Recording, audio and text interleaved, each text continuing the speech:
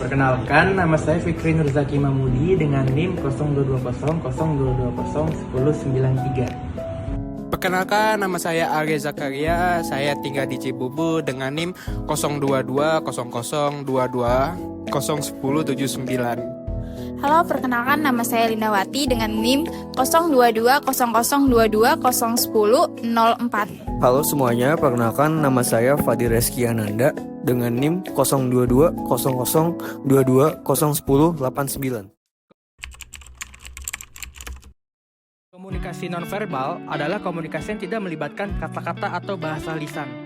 Ini melibatkan penggunaan simbol-simbol dan ekspresi tubuh untuk menyampaikan pesan.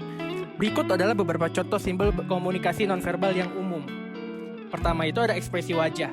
Ekspresi wajah itu seperti senyum atau marah, kayak alisnya itu menggerut kan kalau marah, terus terkejut itu kayak kaget misalkan kayak hah gitu. Atau kecewa dapat menyampaikan emosi dan perasaan seseorang. Kecewa itu kayak misalkan kalau ekspresi saya kecewa sih kayak diem aja ya, kayak ya udah pasrah gitu. Kedua itu ada gerakan tubuh. Gerakan tubuh itu seperti mengangguk-angguk ke kepala, kayak oh iya, kayak menandakan dia itu paham dengan apa yang disampaikan oleh dia. Terus menggelengkan kepala seperti gitu, itu kayak menandakan gak ngerti atau mungkin kayak aduh nggak tahu lagi deh, kayak gitu. Atau mengangkat bahu kayak nggak tahu gitu, nggak tahu. Terus dapat mengkomunikasikan persetujuan, ketidaksetujuan atau ketidakpastian. Persetujuan itu gerakan tubuh kayak seperti jempol. Oke, sip. Itu berarti setuju. Atau ketidaksetujuan bisa melambaikan tangan atau telunjuk digini-gini, itu bisa ketidaksetujuan. Ketiga itu ada kontak mata. Mata adalah alat penting dalam komunikasi nonverbal.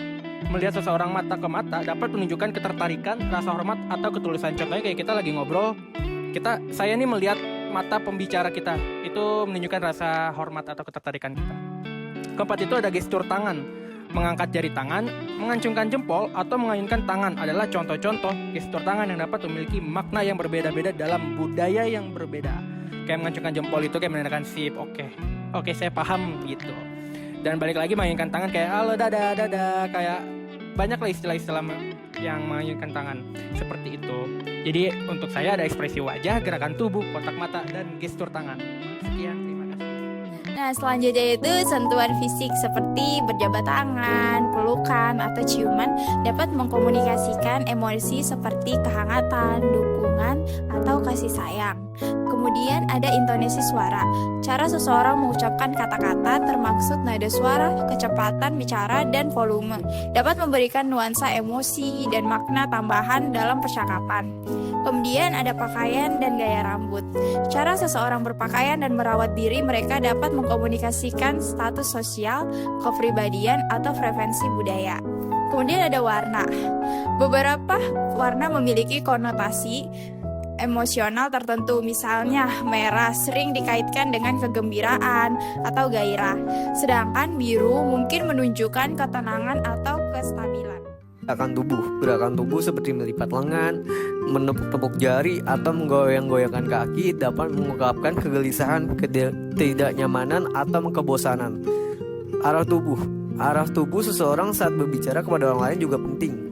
Memutar tubuh ke arah seseorang menunjukkan minat, sedangkan berbalik menjauh dapat mengidentifikasikan ketidakminatan.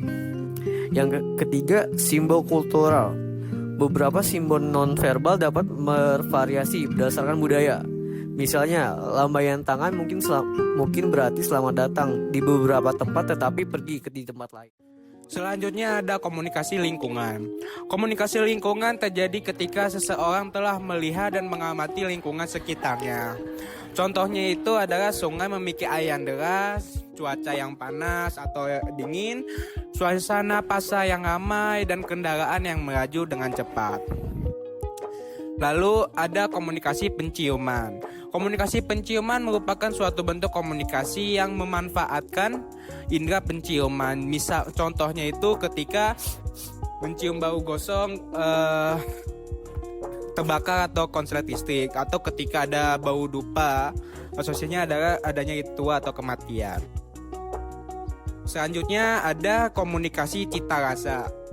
Komunikasi cita rasa dapat dilakukan menggunakan beberapa indera dalam tubuh. Contohnya itu adalah ketika mencicipi makanan yang enak, maka seseorang akan menunjukkan ekspresi senang.